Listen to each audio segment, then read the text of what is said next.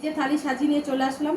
কাতলা মাছের ঝোল আর হচ্ছে মোচা বাটা, কুচো চিংড়ি দিয়ে পেঁয়াজ কালো জিরে রেসিপি আছে, অবশ্যই চাইলে আমি দেব।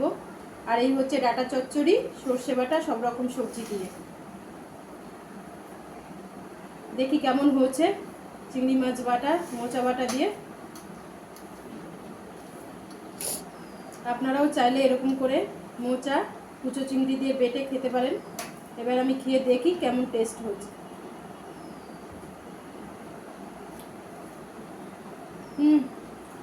দারুণ হয়েছে খেতে। আপনারা কমেন্ট করে জানাবেন, অবশ্যই আমি রেসিপিটা দিয়ে দেবো যদি আপনাদের ভালো লাগে।